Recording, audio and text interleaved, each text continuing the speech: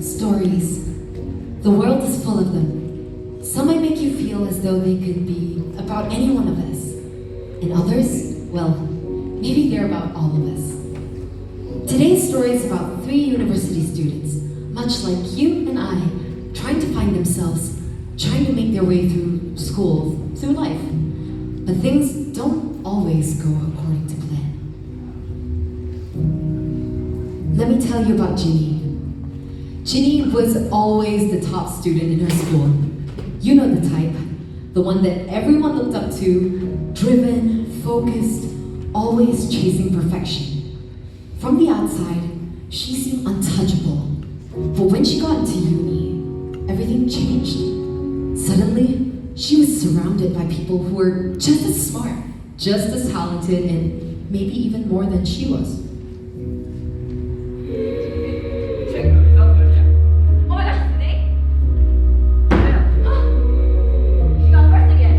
The pressure was immense, and it felt like everything she had spent her life building was beginning to crumble.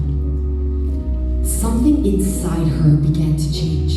She stayed up late, cramming for exams, and felt the panic rising as the clock ticked down. Just once! Then one day she took a shortcut, a little cheat on an exam. It seemed harmless, just a quick fix to keep her grades up. But that one compromise opened the door to something much darker.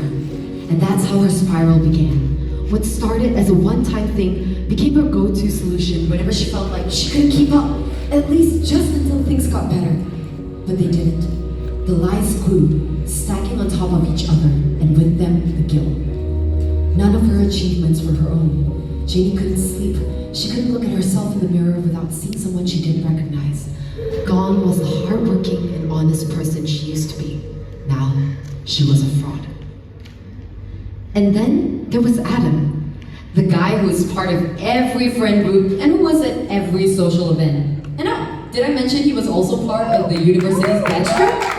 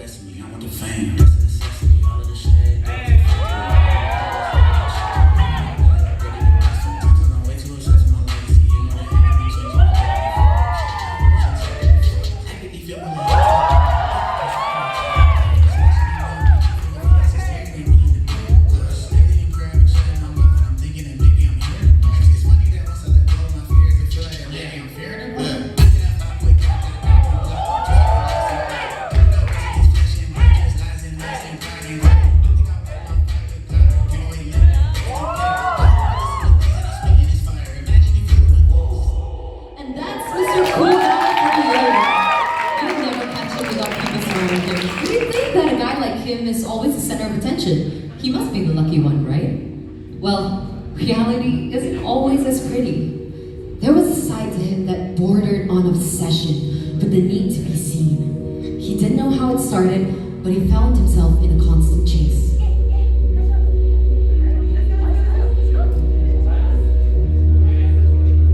He was stretching himself thin, trying to be someone for everyone. If there was a party, Adam had to be there. If his friends had plans, he'd give up anything to join them. After all, he didn't want to miss out. What if they had too much fun without him? Would they even notice if he wasn't there? You see, he bound his identity and his worth to the people around him. But when he found himself alone or left behind, the emptiness was devastating. His entire being craved some form of belonging and acceptance. If he didn't have that, then did he even matter at all? So he chased and chased and chased. But the longing was eating him alive from the inside out.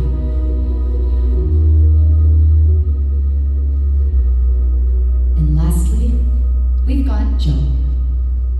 Everyone knew that Joe was more than just a nice guy. He was always the first one you'd call if you needed help. And he had a track record of never letting anyone down. He was always dependable, always kind, and someone you knew you'd be able to count on.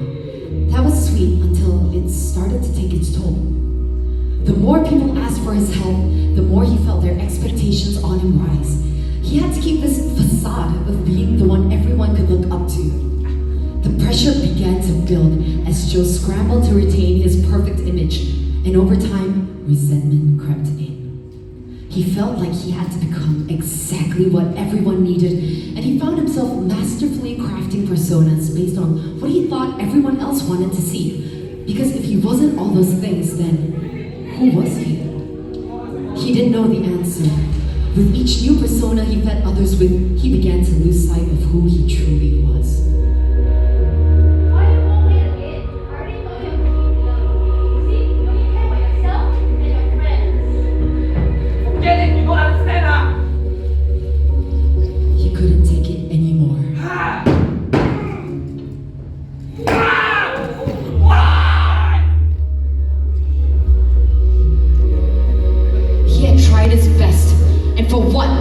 He was used and misunderstood.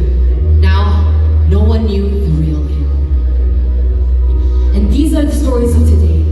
They could be about any one of us, or maybe they're about all of us. At some point in your life, maybe you felt something familiar, a darkness that was so consuming you couldn't see a way out.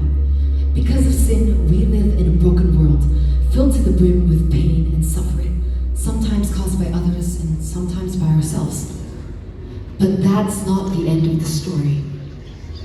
There's a saying that goes, light shines brightest in the dark. When all hope seems lost, perhaps that's when your eyes begin to see a glimmer of light. And in the silence, perhaps you hear it calling out to you. Maybe you're like Jimmy. Maybe you've done something that you're not proud of, and you're drowning in guilt. You've become someone you don't recognize, someone who doesn't measure up. Or maybe you're like Adam, surrounded by a sea of people and yet still so alone. You chase and chase, going from one group to the next, seeking validation and belonging, only to be disappointed. Or maybe you see yourself in Joe. The mask you wear is one that never wavers. But behind that, you're suffocating. You try to give your best, but you're giving from an empty cup, and you're just exhausted from it all. But you see, in the darkest places, light isn't just illumination. It's a promise. It reminds us that even when everything seems lost, there's always a way forward, a path that wasn't visible before. This light, it's a whisper of hope, a signal that no matter how deep the darkness, there is always a glimmer that guides us home.